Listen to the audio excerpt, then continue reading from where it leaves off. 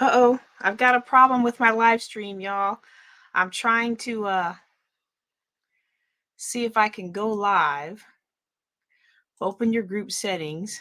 Oh no, I'm live and I don't want to cancel it because I don't want to risk messing anything up. So please just bear with me. If you hear me clicking, we recently renamed some of the groups, and I forgot to pay attention to the fact that when I renamed some groups, it was going to cause issues with us with our broadcast. I thought I had it all fixed up, and it's still giving me errors. So I'm just going to, man, I wish I had something cool to play for y'all. I'm just going to chit chat. Well, tell you what, why don't y'all drop it in the chat? I'd love to hear how everybody's doing. I'd love to hear how things are going with you. What questions you're going to have for me tonight. This is a great time to put it in. If you're new to me and my body of work, this is our Fireside Chat. I'll say all this again later on the official beginning, but I don't want to lose the groups. I've got like 8 different streams going. I don't want to lose those streams trying to fix these 2. The Bible says that the shepherd will leave the 99 and go after the one lost sheep, but I'm not trying to lose anybody today. So let me see. Open your group settings, live videos, and click select add. If you see a settings button, make sure the first switch is on. Yeah, I totally didn't even stop to think, hey, you're going to change your name to the group. I thought it just goes by the underlying of the group. You know what I mean? So let's see. Let me see. Oh, because I turned off the live videos. Because I don't want people posting live videos. People were posting live videos and I kept declining them and sending them feedback, and then they still weren't listening. And I like all the people in my group. I don't want to have to ban you from my group. I want you in the group. But if you're not going to follow instructions, I'm going to take you out my group. And so I thought, well, you know what? I'm the only one that I want to do live videos. But you know what I just did? I blocked myself out from doing live videos. So let me go ahead and get in there. No, not remove, not remove, not remove. Live videos. Let me go ahead and allow that. Okay, now let's see if that worked. All right, let's go live and let's see if that worked. Did that work? Did that work? All right. I don't know for sure if it worked yet. It's still thinking. It's still thinking. While it's thinking, I'm going to go into the other group settings and we'll see if we can get something to work here. It's working. Okay, we're almost there. We're almost there, y'all. So yeah, actually, this is a great time for me to announce something that's going to come down in the future. I'm not there yet. I just want to gauge your interest. If what I'm about to say interests you, I want you to put yes or me or something to that effect in the chat. Okay, so that I'll know that this is something that you're interested in. What this is reminding me of is I recently took over a couple of Facebook groups, and I took over some purposely when Facebook said, hey, do you want to take over this group? There were others that I took over and didn't even know I took them over until Facebook said, hey, you got flagged for this unauthorized content, this plagiarism content, and all. I mean, just some stuff that should not be seen, not just by the children of God, but by anybody. I was like, woo, how did this get in a group about homeschooling? And then I was like, how am I part of a group on homeschooling? Wait a second, I'm the admin of a group on homeschooling. How on earth did that happen? And so in researching how that happened, I came across articles on flipping Facebook groups. And so I was just kind of looking at some best practices of how to rename the groups and what was I going to do. So some of the groups that I'm newly an admin of are groups that I didn't even sign up for to be admins of. Like I signed up to them to participate with. Others, they gave me the choice. Like, hey, Facebook said, hey, would you like to become the new admin? And so some of those groups I'm the admin of several new groups. And I'm actually trying to cull the number of groups that I'm admin of, because one of the things that I want to do in 2024, y'all might have heard me say this phrase and you may not have known what it meant. One of the things that I'm trying to do in 2024 is, we're having trouble streaming still? Well, it's working in the one group. It's possible the stream was ended or deleted on Facebook. It's going to keep trying. Please check to see if it looks okay. Oh, come on. I don't know if I can do that while I'm here. Well, let's try it. I mean, I was in the middle of a good story. Come on now. It's not going. All right, let me go back to those things again. All right, I'll get back to my story in just a second, but this is my main group. Like people need to see the stream and my main. Okay, so we changed. It's not longer. It's no longer building all together. It is. Yeah, it says displays an option. Okay. Well, you know what? I guess I'm just gonna have to upload a copy of the video because I don't know what else to do. Okay. I've done everything I know how to do. I've clicked all the clicks I can click. Um, so hopefully it'll keep trying and hopefully it'll come out. So if you are watching me, I was about to say something kind of lame. Um, okay. Well, let's just, yeah, that one's just not going. So that's too bad. Oh, that makes me sad. Okay, so anyway, let me go back to the story. So recently, I became admin of several Facebook groups. Now, some of them I chose to because Facebook said, "Hey, would you like to become admin of this Stephenville buy or sell group?" But I'm like, "Well, yeah, I buy and sell stuff in Stephenville. I would love to become admin of an established Stephenville, Texas group. Like I'm kind of new. I've only been here 3 years.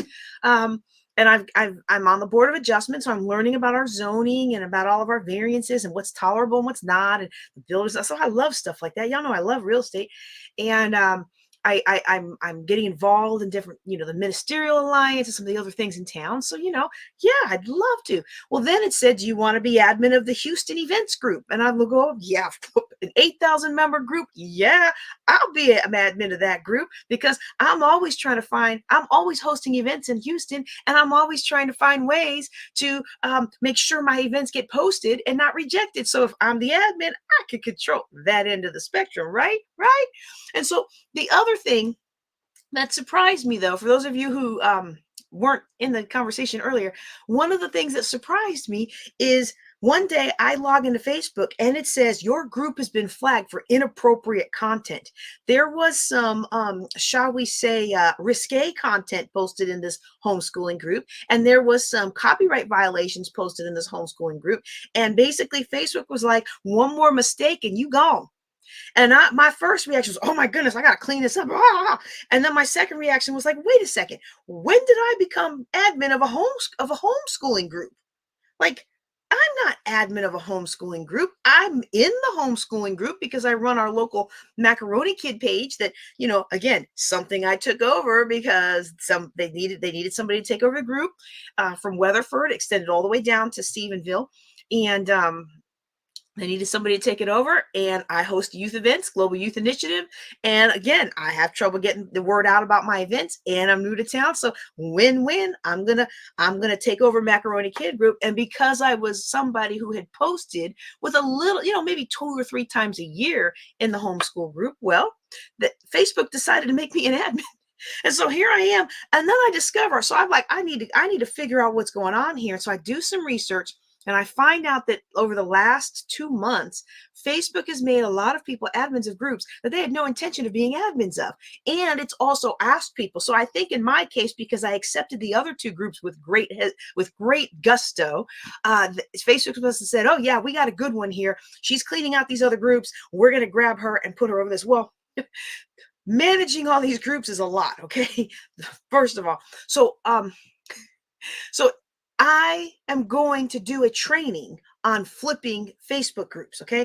And in my attempt to turn some of these groups around, one of the things that I found in my research, I was researching how to name a group appropriately, okay? So for example, the Stephenville buy and sell group, it has maybe 3,000 people in it.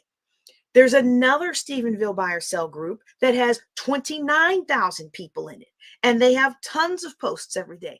Well, what's the difference between this group and that group? I mean, if I'm selling something, I probably want to sell in both places. Well, who needs both places? There needs to be a differentiator, right? So I was looking and researching, and I came across a guy who flipped Facebook groups, and I thought, you know what? This is a lot of the great techniques in here. And I was thinking, y'all let me know if this is something you'd be interested in. I was thinking about doing a training on flipping Facebook groups and showing you all how I turned these other groups around and how you can acquire groups. Like this guy literally goes out and buys Facebook groups from dormant admins, flips them, and then sells them to somebody else who's looking for marketing. He flips them and either sells them to somebody else who's looking for marketing exposure, or he sells marketing to the pages. And I thought it was ingenious. And I'm telling you, the results that I got with the 3 groups that I'm following his recommendations on have been priceless. Now, my personal groups that I already owned before this, the ones that I created, we are rebranding. Okay. So because we're rebranding, one of the issues with that is I'm not reviving so much as getting all the rebranding in place. All right. So if you would be interested in that, drop a note in the comments, send me a PM, and let me know that that's something that you would be interested in. All right. So now the next thing I want to do before I get to my Q&A for tonight, and today is Fireside Chat.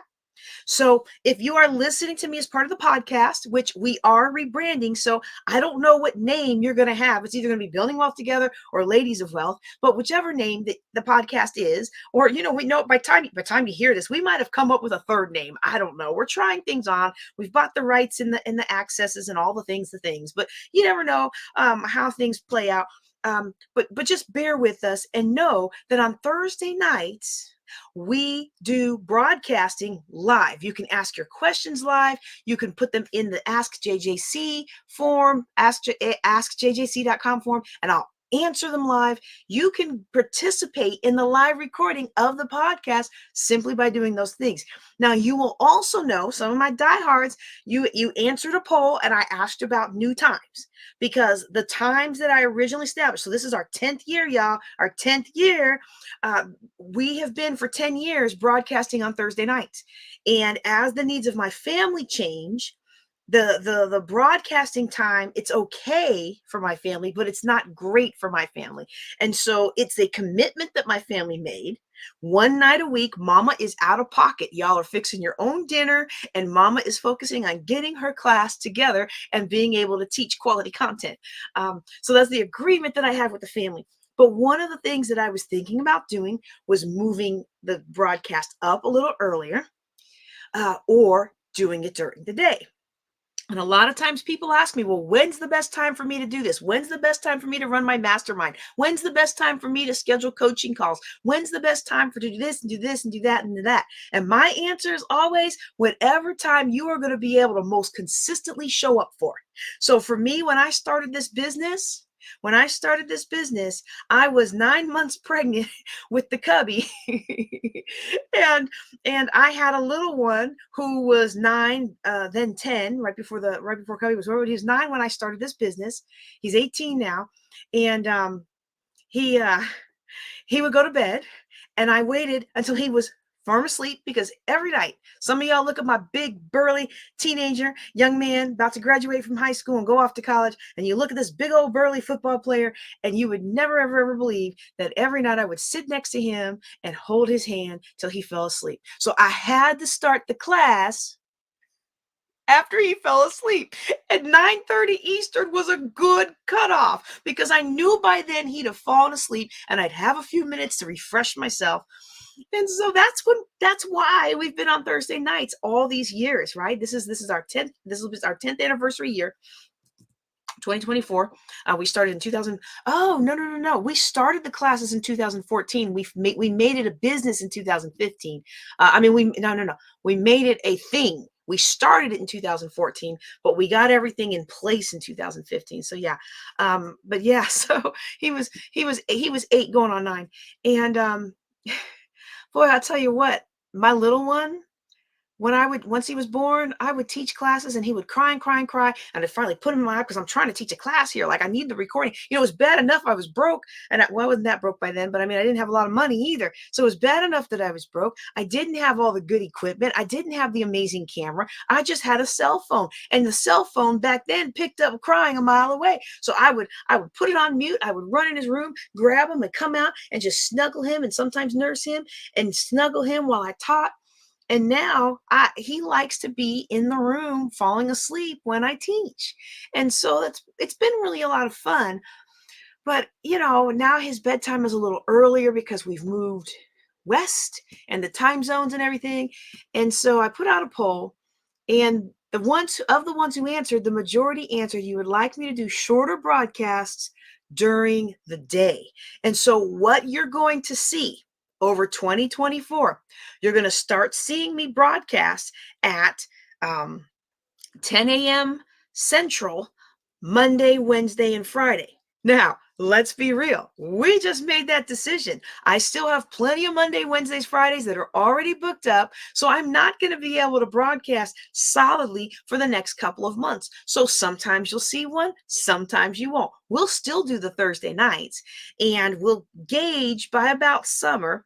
By about summer, all of the previous commitments that would clash should be gone, and we will gauge whether we will continue Thursday nights in 2025 or whether we'll move to a daytime broadcast. And if we move to a daytime broadcast, I need your input about whether you still want to see a replay Thursday nights. Okay. But so there's going to be a lot of extra teaching. It's going to be a little fumbling and a little stumbling.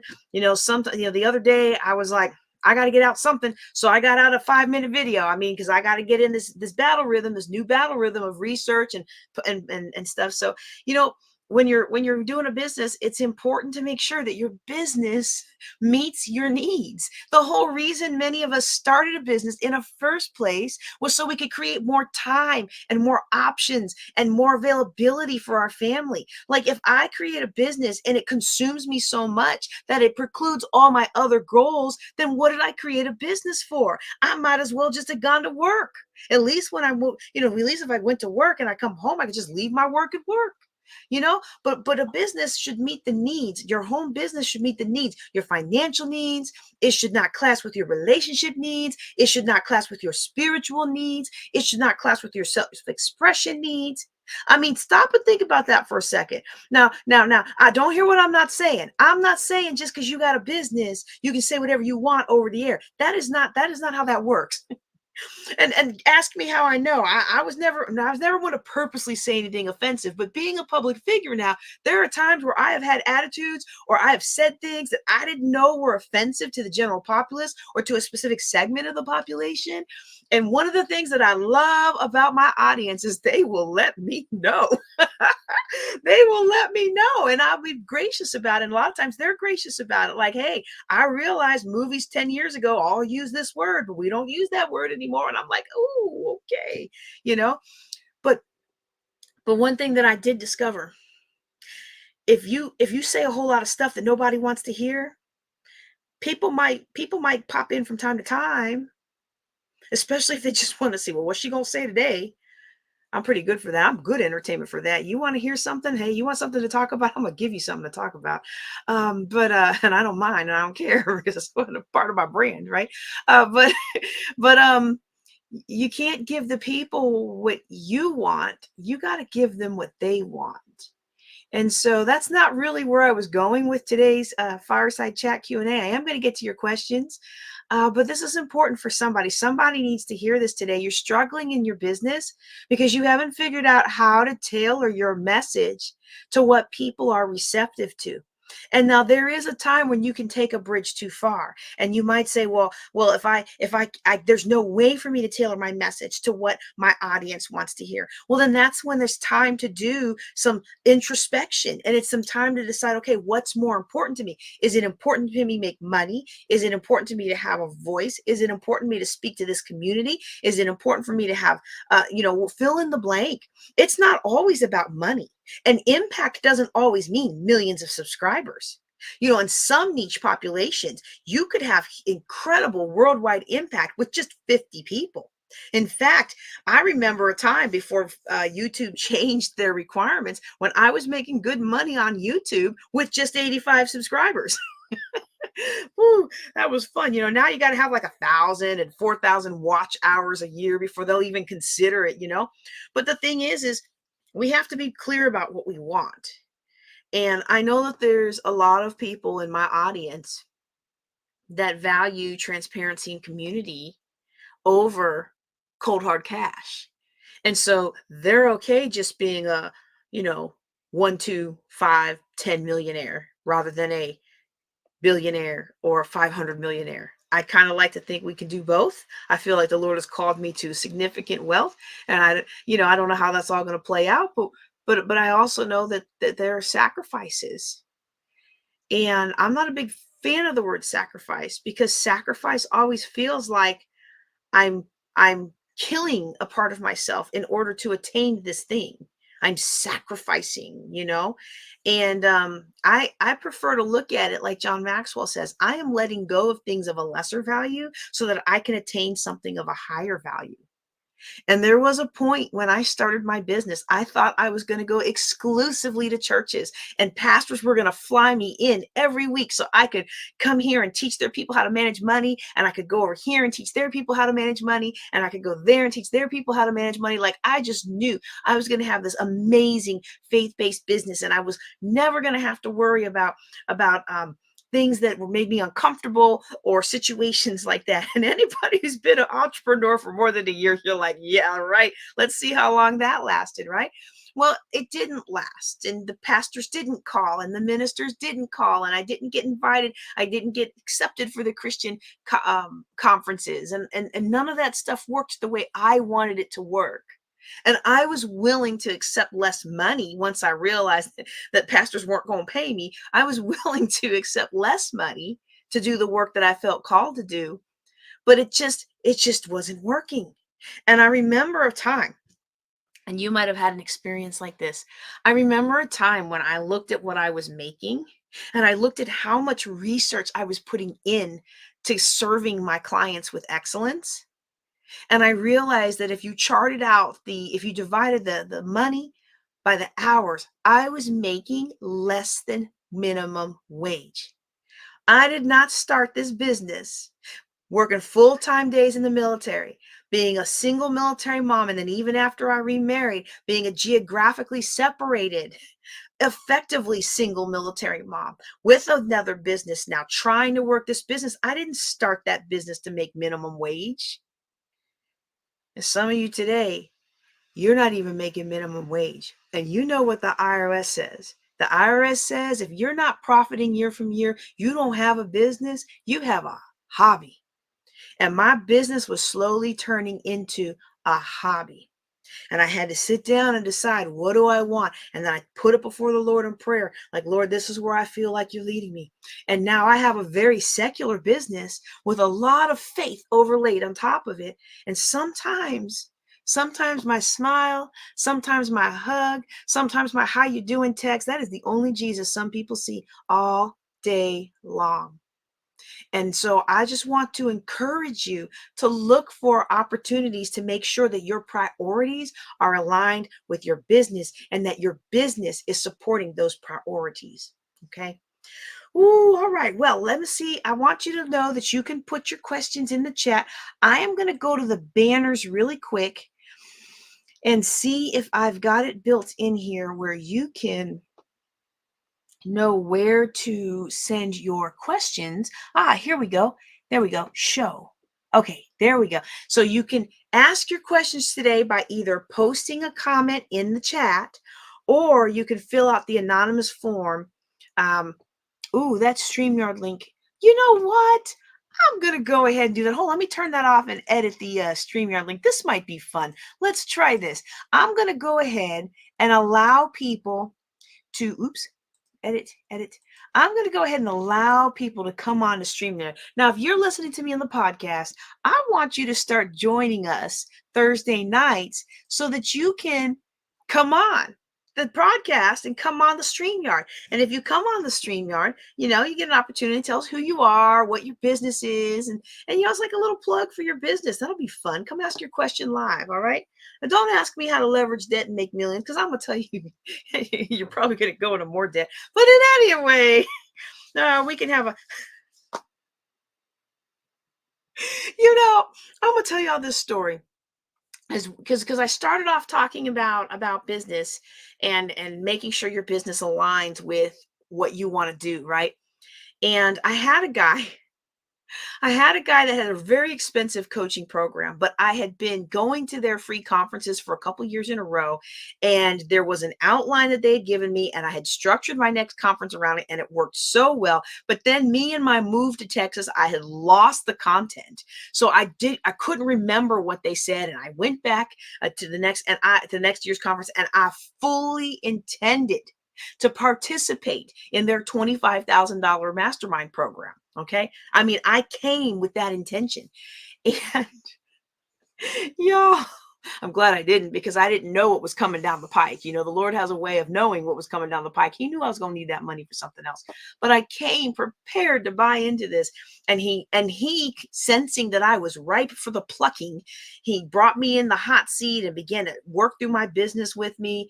And then when he found out that the foundation of my business was teaching women how to get out of debt, how to dump debt, build wealth, and prosper, he started tearing me down about that mindset, talking about how he had built millions with a real estate portfolio using other people's money and leveraging debt. And why wouldn't he leverage debt when he could not spend any of his own money and not have any of his own skin in the game? And I was just like, well, you can teach whatever you want to teach. I'm gonna teach what worked for me. If it hadn't been for other people's money and leveraging debt and calling ourselves doing things the cool, grown, and sexy way, well, then I wouldn't have been in $845,000 of debt. And I've worked very hard to maintain a real estate business where I can sleep well at night knowing that my bills are paid. Okay. And so I was listening to this guy and he was tearing me down and he was tearing me down. And I was starting to try to like justify myself. Like, do you ever do that? Do you ever like feel like you have to just defend yourself and you want to prove, like you want to prove to all these people that you are as amazing as they're trying to, the more they say you're not, you're just trying to prove that you are. Like that's the defensive mode I was getting in. And this is me. This may not be you. This is me. This may not be you. Your mileage may vary. But for me, one of the things I know is that when I get too much into defensive mode, there's usually one of two reasons. Either one, I'm unsure in my convictions.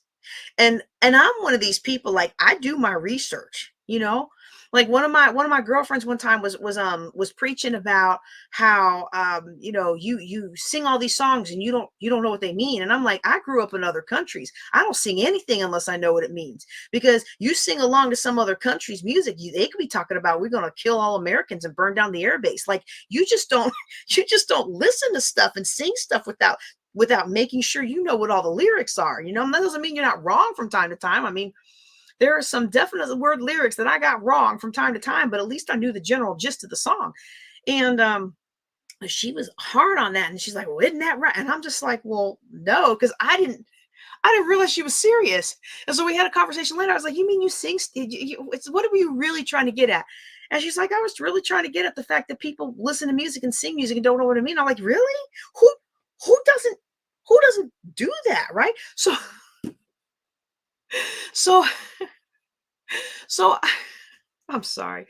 So there's times where we have to understand that, maybe we don't always research, we don't always do, we always are looking at everything that we should look into. But let me get back to the story. I feel like I'm getting too far off the story. Okay. Because I'm like, I've got a rabbit trail upon a rabbit trail upon a rabbit trail. But the thing is, this person's tearing me down. And me, I'm a research kind of person. And if I haven't researched it, I don't dig my heels in because I could be wrong. And as a D type personality, if I'm wrong, I want to know it. If you've got a different opinion, I want to hear it because your opinion might make me better. And your opinion might validate my research for my own opinions, or your opinion might fill in a gap of my knowledge or give me something more to research. So I don't have a problem with people challenging my viewpoints because you're usually wrong anyway. No, I'm just kidding. So there's a lot of times I'm like, ooh, I hadn't considered that.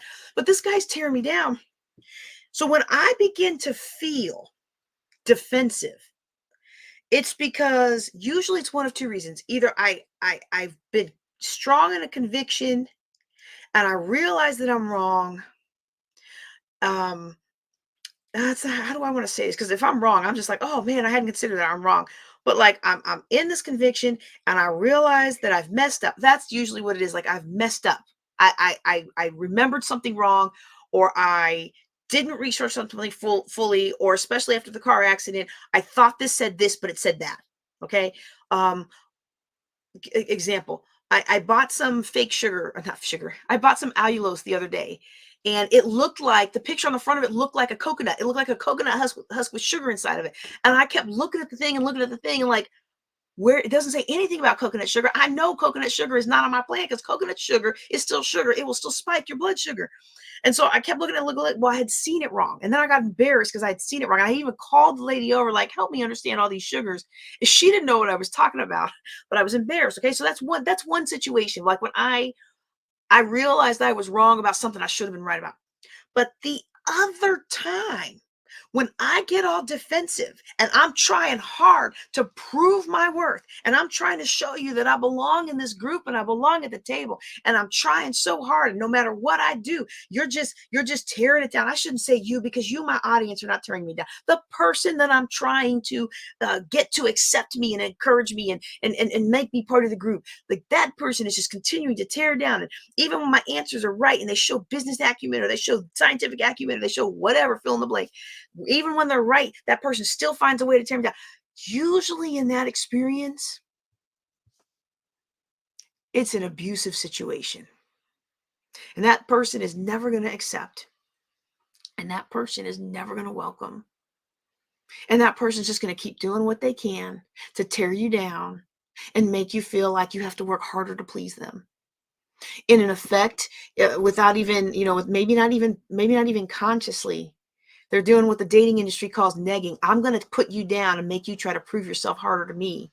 And that's going to make you be more likely to do what I want you to do, even though it's not what you want to do. And so I realized in the middle of this exchange with this guy that it didn't matter how much I argued my position, he was never going to accept my position and that this was not something I should do. And then I walked away from that opportunity. And I thought to myself, that guy was really dumb. He just lost out on all that money. And then I thanked the Lord for my ability to say, I'm not going to sign on to that. And I'm not going to sign on to this person because why would I make you my mentor and all you want to do is tear me down? And some of us today, again, this is not what I intended to talk about today, but I feel like somebody needs to hear it. Some of us, our businesses are flailing, our relationships are flailing, our sense of self and worth is flailing because we are spending too much time chasing after approval from people who have decided they do not want us. They might take our money, but they really don't want us. And I want to encourage you to build a business that will nurture your soul. Build a business that will encourage your soul. Build a business that will be aligned with your family values so that it can be a blessing and not a cursing. That's what I want for you. All right. All right. So let me get to my announcement and let me get to my announcement and what we're going to actually talk about because I only have one question in the queue. Let me go ahead and go back to the queue. Let me check ask JJC. AskJJC.com. There's a Google form there. And if you're having trouble filling this out, let me know. We haven't had any questions submitted through that form for a while. And the last time that we had a drought of questions, I found out it was because I called it an anonymous form, but it actually wasn't anonymous. It required all this contact information. Now, Google services has been crazy the last 2 weeks. So our power was out most of last week. I mean, not power, our internet was out most of last week. And then whenever it did come on or whenever we could use the phone, the Google Mail wouldn't work. The Google Forms wouldn't work. The Google Drive wouldn't work. My whole business, I had no idea how into Google my whole business was, right? And so, if you are having trouble using that form, let me know because we want to make it accessible to you and we want to make sure that there is the anonymous option. Okay. And it's not even coming up for me. So if you have a question, drop it in the chat. All right. But I have an announcement. My little one is doing a fundraiser. Y'all know I hate school fundraisers with a passion. Why? Because my property taxes high enough. Why do we have to pay more money? It's bad enough. It's bad enough. You got to pay for all the extracurriculars. So I got to pay for all the extracurriculars. And then I got to pay for the things to help the school go. And then I still have to help. I don't have to. I choose to. And then I still have the pressure of, are you going to help supply the classroom and the things like that? Okay. So I really get frustrated with these. And that's why I rarely ask anybody to support them. So like if you see me post a fundraiser link, it's usually not because I expect the general populace to fund my poopy doo stuff, because I'm not funding yours. Okay. Uh, but it's for the sake of extended family, moms and grandmas and aunties and uncles and things like that, right? But he's having a fundraiser. And this is how I know a difference between my two kids. My oldest kid has always been very cautious about asking me anything that has to do with money. And I think it comes from the time when we first got the divorce when he was 3, and he remembers how broke we were and how poor mom was. And I really didn't think it affected him that much. But like I will always have to remind him, I have money to do the things that we need to do for you. Like I have already set aside the money to do for you. I have the money. Let's do the things. Ask me the things. Give me the opportunity to say no. Well, my little one comes up to me. He's like, well, I need at least $150 worth of sales. And so we come up with this plan that we're going to go rake leaves. And I really didn't want to anyway, but I don't want him to think money grows on trees. Although my Grow Your Own Money Tree class is amazing. So we do that boot camp this summer. I want you to be a part of it. Um, so we're driving through our neighborhood today and we're like, wow, almost all of these yards have already been raked. Like between the time when we came up with the idea last week and then today, somebody went through and most of the people have already raked their yards. And so I was like, well, we're not going to be able to do that. Let's come up with something else. And so this young man, now, if you're listening to me on the podcast, you're not going to be able to see this, but I hope you'll go out to YouTube and just check out what me and my son did. Today, we did a brainstorming of he needed to raise $150. How are we going to raise the money? Well, his first one was, well, Mom, you could just pay it. Why don't you just pay it? You have the money. You can just pay it. And then we won't have to do anything. We don't have to work. You can just pay it. I was like, that's not how this works. So it's such a difference between the two kids, right? Like one's like, I don't want to spend any of mom's money. I don't want to ask mom to spend her money because I know mom doesn't have a lot of money, even though I have more than he thinks I have. And then the other one's like, oh, mom's got plenty of money, even though I don't have money for that. I have money for this. And this is more important to me than that. I don't have, Anyway, I just thought it was hilarious. So we did a brainstorming and we came up with things. Our very first idea was raking, and we went ahead and crossed that off because that's not going to work. There's just not enough yards to make it worth our while.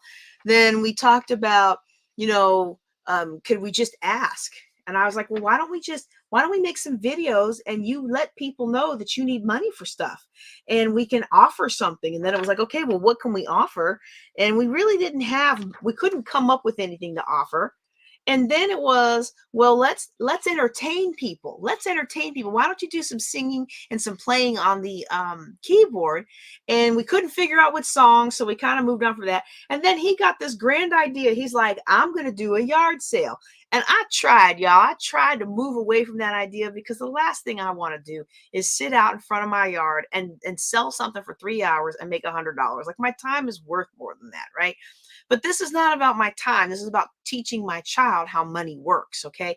And money works for those who work it. And so there's always a flow. So we explored the yard sale angle. And I told him, I said, well, if we can get the permit today, we can do it tomorrow. We'll be in San Antonio. I'll be speaking speaking and recording at my booth at TMEA conference, Texas Music Educators Association. And so we can't do it next weekend. And the weekend after that is too late because it's over. So that was our first plan. I was like, just in case we can't get the permit, let's come up with something else. So this is what he came up with, y'all. He came up with food. And I'm like, yeah. I was like, okay, well, what can you make? He said, well, I can make some taquitos and I can make cereal and I can make grapes. And I'm like, well, I don't know that people would pay you to make them grapes, but what about delivering them some frozen grapes? Because, this is a small town. We can get across town before they melt. He's like, no. I was like, well, what about cookies? He's like, it would be really fun to sell. Y'all, this is my kid. What would be really fun to sell is bulgogi. Y'all know my little one has a love affair with bulgogi. In fact, for 2 years in a row, the little All About Mom that they do at Mother's Day, my mom makes the best bulgogi. I really don't, but I'm not going to tell him any different. So we fleshed that out. We fleshed out the bulgogi option, and then I kind of was like, well, let's just go look up the yard sale option. We came up with a couple other things, and he went down and he went up and walked up to the desk at our city hall, and he got him a garage sale permit. All right. So he is going to sell off some of his toys, some of his clothes, and some of his books so that he can try and raise his $150. Why am I telling you about this? Especially since I'm probably going to end up filling up the rest of it for however much he makes, right? Why am I telling you about this? Well, because we need opportunities to teach our children about money. We need our opportunities to let them know that the value of money and the hard work that comes behind money. That's first of all. Second of all, I told him I would ask y'all to support his fundraiser. Now, look, I am not asking y'all to support his fundraiser if you don't have extra money to support a fundraiser. But the thing is, I told him sometimes when we do work, we may not sell the stuff at the yard sale, but because we took the effort and because we made the motions and because we didn't sit around whining, somehow the Lord opens things up and blessings come into place. So if you want to be a part of that blessing, you can PayPal me or Cash App, Queen of Cash Flow.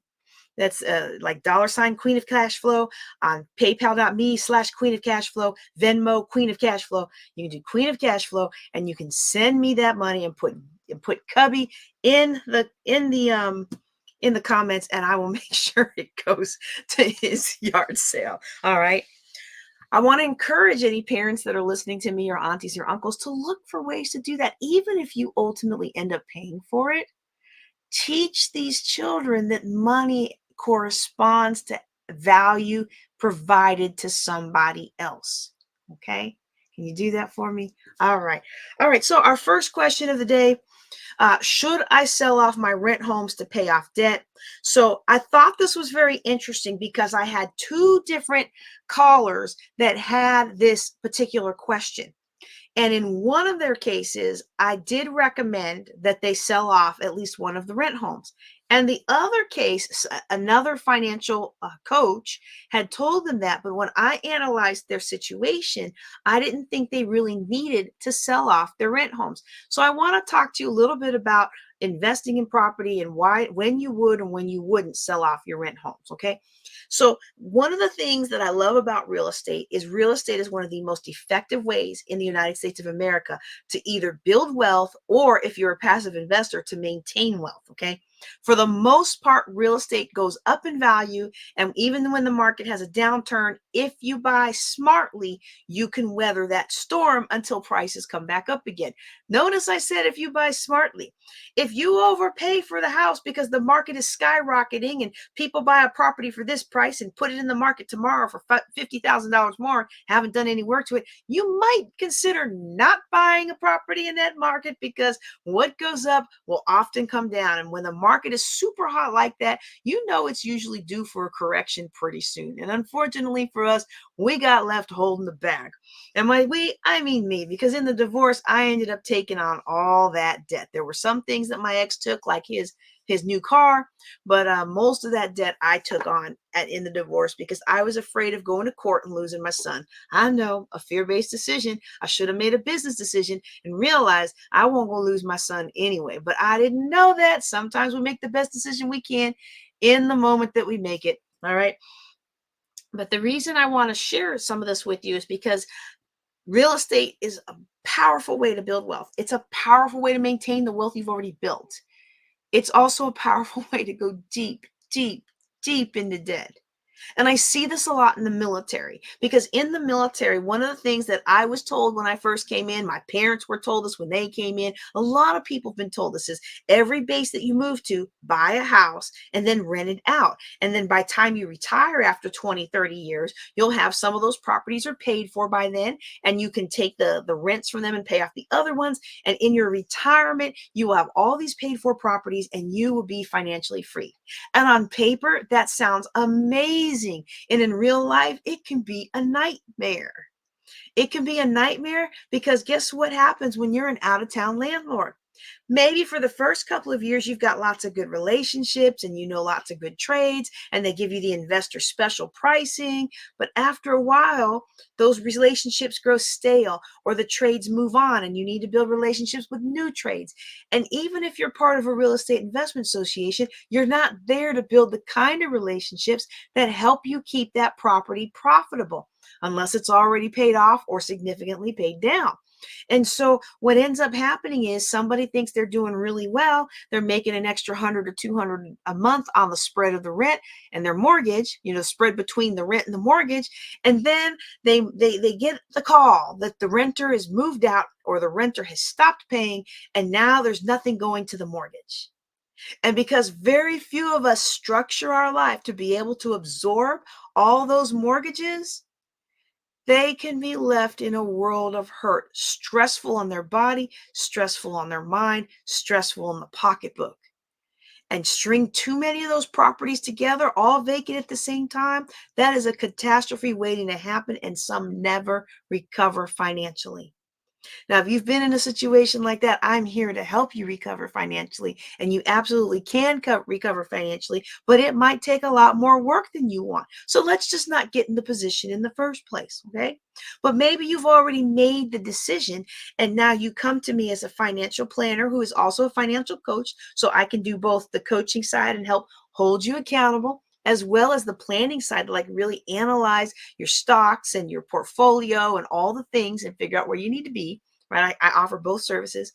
You sit down with your financial coach, and it turns out that you have significant amount of equity in all of these. And by significant amount, I don't like to look at dollar amounts, okay? I do like to look at dollar in this situation because a lot of times what people think about is, oh, I've got $100,000 of equity in this property. But what they really mean is I have a property that is worth $900,000 in Arlington, Virginia, but I have an $800,000 mortgage. I'm not going to have you just look at the $100,000 of equity. I'm going to have you look at the $800,000 liability. Because if something goes wrong with that property or they call it due, that property, that 800,000 is not something you're going to be able to just come up with in a jiffy. In fact, some real estate investors get very frustrated with me because they talk about loans and stuff. And I'm like, well, the only way I'm going to recommend that somebody take a loan for real estate is if they already have enough cash reserves on hand that they can liquidate that note if something goes south. And the only way that I'm going to recommend that you take on a private lender who's going to come in and fund your deal, and you're going to work on it, and y'all might split the profit however you split it so that they have a win and you have a win, and whoever ends up ultimately living in the home has a win. Y'all know I like the win-win-wins, right?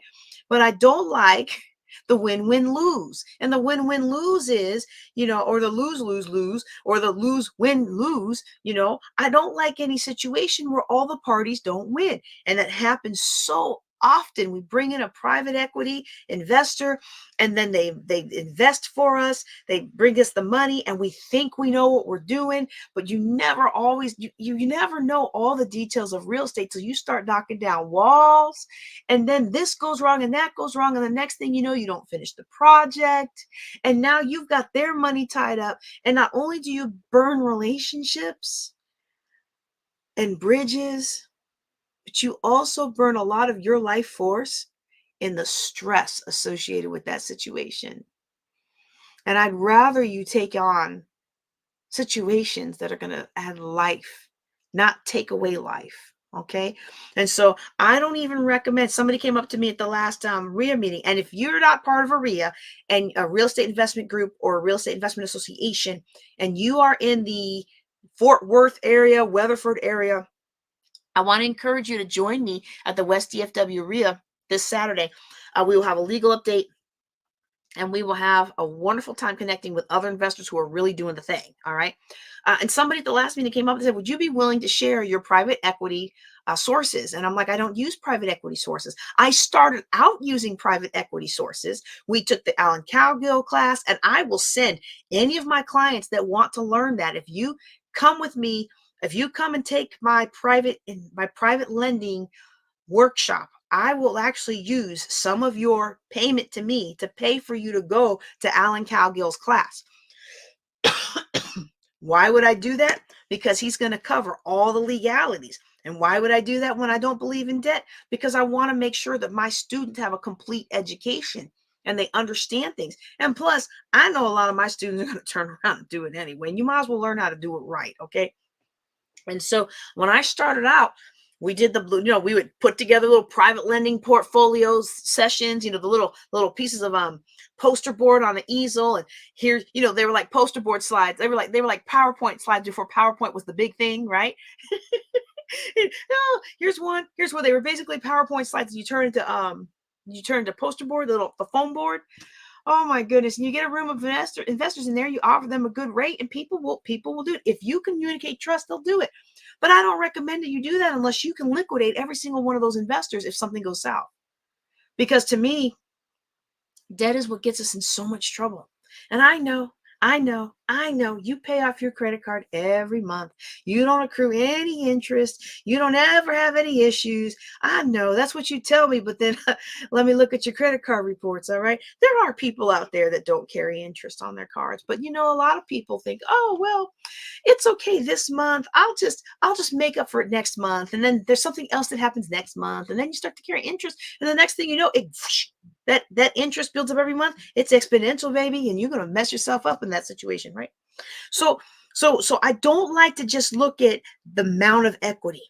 Like I said, if you've got $100,000 of equity on a rent home worth 900,000, that's different than $100,000 worth of equity on a rent home worth 150. Okay. So what I like to look at is, instead of the equity, I like to look at your liability versus your income. And so if you have an $800,000 balance left on this property, and they call that loan due, and you don't have a way to do something about that, you don't have other properties that you can sell off to make it, or you can't sell off this one in a hurry because of some other issue, you really need a good 20 to 30% equity buffer before you can, so you can feel like you can sell it fast. Okay. Let me see if I can draw this out. I didn't get any paper. I better not use my son's garage sale permit. Hold on. I don't have any extra paper. Okay. Do I have a ruler? Well, I'll just use the sticky note. Okay. I'll use a sticky note. So if I have a property, and the property's worth 900, let's kind of roughly divide that out. And so it's let's see here, and that's 800 is owed. Okay. If 800 is owed, and you think, oh, I'm doing great because I've got $100,000 of equity. All right. But an investor who's going to take the property off your hands super fast if something goes wrong, they're not paying $800,000 for a $900,000 house. Okay. I should have used round numbers. I should have just said $1 million, but let me go ahead and run what is 20% of 900,000? That's going to be 18, right? 20%, 18. So it's going to be seven,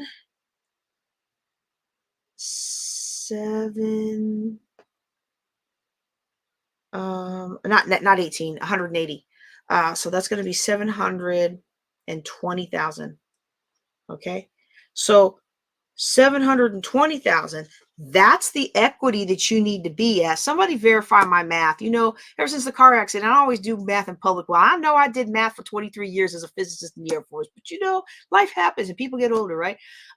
But 720,000, that's how much, that's $180,000 worth of equity is what you need in order to be able to offload that house in a hurry. So if you don't have $180,000 of equity, I'm going to be like, pay it off. So I'm going to tell you, sell it off. So what I'm going to recommend is, if you have 30% of equity, if you come to me with a rent home and you already have 30% of equity, which would put you down here, okay, 3,900, right? So that's going to be 270. That means the amount that the loan would be is going to be 630. Okay. So this is where your 30% would be. Okay. 630. So in order for me as a financial planner to even be halfway, kind of, sort of, even though I don't like debt, not so much worried about you keeping that property, that's how much equity you need to have. is you need to have at least 30% equity, which in this case would be 600 and what did I say? $630,000 left on your loan from your original $900,000 value. That's not the situation most people come to me in. Okay. Now, so if that's the situation with your rent homes and you really are one paycheck away from financial disaster, then I am going to recommend that you sell off your properties. Okay. So that's one consideration. Another consideration that I'm going to give you about selling off your rent home to pay off debt versus paying off the rent home is how long is it going to take you to pay off that rent home? Because let's say, to qualify for a property like this, you are probably pulling in about $200,000 a year. Okay. So if you're pulling in about $200,000 a year as your family and you've got this $900,000 house, if you are out of all of your other debts and it's like this in your primary home, right? Um, if you if you were willing to tighten things down and free up $100,000 a year, which is that price point. I know people are going to laugh at me. People who are only making $40,000 a year think it's hilarious that people who are making $200,000 a year cannot eke out an extra, 10,000 or 20,000 to work with, right? But a lot of times, the more you make, if you don't make some very conscious decisions to live far below your means, you will get caught up in a lifestyle that's very hard to extract yourself from, and then it'll be difficult to do that. But let's just say these people could pull out an extra $100,000 a year if they really liked the house and they could really pull out that kind of money. Then of course I'm going to say take the 5 years, knock out the payment. Either way, you're paying off property. Now, would I rather you pay off your primary home first? Sure. I would rather you pay off your primary home, especially if it didn't cost this much. Like you moved from Arlington, Virginia to Shreveport, Louisiana. Well, Shreveport's getting kind of pricey too, but you can still get a nice home in Shreveport for $300,000, right? So in that situation, I might be like, well, pay off your home and then pay off this house. But still, that's still going to take 6 years to pay off that rent home. Okay. And that's if you had a lot of equity in the first place. And so we are thinking in terms of, I don't want to throw this away, but I don't want you to think in those terms. I want you to think in terms of how much will I have once this is out of my life? How much peace will I have? How much comfort will I have? How much extra income will I have to achieve my other goals? One of the reasons they call me the queen of cash flow is because one of my skill sets is being able to look at your situation and really kind of outline how you can free up more cash. And one of the ways to free up more cash is to unload ourselves of stuff that's taking on so much of our cash that it stifles us from being able to do anything else. Okay. So now let's look at another situation that someone came to me with. Okay. So another situation that someone came to me with, they had his house from before they remarried. So these were more mature folks. He had a house that his wife had passed away. His first wife had passed away, and so he had their house. And then she had a house. I don't think she had married previously. I don't know if she did or didn't, but now they married each other and they bought another house. Now let me just do an aside, okay? I'm not a counselor. I'm not a psychologist, but I highly agree in the if you have your property and she has her property, I really think y'all should consider buying a new property that is our property. So I'm not trying to fit all my stuff into his house. He's not trying to fit all of his life into my house. We are creating a new life together. Okay. But that's beside the point of this show today. I'm just giving you that little freebie. It'll serve you well. He had a house, she had a house, they got married and they bought a house together. And so they were renting out their individual properties. And the one property had maybe $50,000 left on it, and then the other property had about 100,000 left on it. And they said they talked to somebody else and who told them to just sell everything off. And her point was she really loved her little farm property in the is kind of in the mountains. And we didn't work together. So I don't know all the details. But because I just haven't been taking a lot of one-on-one coaching clients, and they didn't want to do group coaching. But I am opening that up. So if you're on my newsletter, you should have gotten a newsletter today. And at the bottom, there's a button that says join the wait list for the group, for the one-on-one, or you can join the group coaching. But they had a little bit of a high profile, and they didn't really want to be in a group setting. And so if I get too many more clients like that, I might do the group coaching. But usually I put those clients in what I call the concierge coaching. So that's a little bit extra layer of discretion. A lot of times they'll fly me out to come see them, and we'll work in private, right? Or, because non-electronic, right? So that there's no records or anything like that. You know what I'm saying? But that's very few clients. And I have not taken any new clients of that in the last 2 years, just with the family situation. So anyway, I don't know all the details. But what they said was somebody else had told them just sell everything. And she was like, I don't want to lose my little farm. And it's almost paid off. I mean, I know it has 100,000 left on it, but it's worth almost 1 million. And I just don't want to lose my farm. And I said, well, did the other financial planner ask you, did the other financial planner even ask how much you had to work with? Like, how much do you have to work with? And they were like, well, she was like, well, now that I'm remarried, I'm pulling in, $150,000 a year, and we're not really using that for life, for necessities. We're using most of his income for necessities, which I identify with that remark, so I'm not mad at her. But basically, her income was just fun money and make me look cute money, and I'm not mad at that either. But but I was like, well, just pay the farm off. Just take 2 years and pay it off. And I just thought it was, and she was not asked how much they had to work with. And I was like, I don't know what kind of financial planner y'all be calling, but you need to get somebody who's going to analyze your actual situation, not just broad brush you into a corner based on something, conversation they have with somebody else. Okay. And so I was like, y'all don't even really need me. I think your best bet is to go into the group coaching program, which they didn't want to do. But I was just like, you just need to pay that off. And if his had 50,000 left, I mean, you, you could just, you know, never mind. You could just pay that off. Take 2 years and pay all that off, and then you don't have to deal with it anymore. Then it's done. Okay. Now, this does lead me to something that I do want to share with you.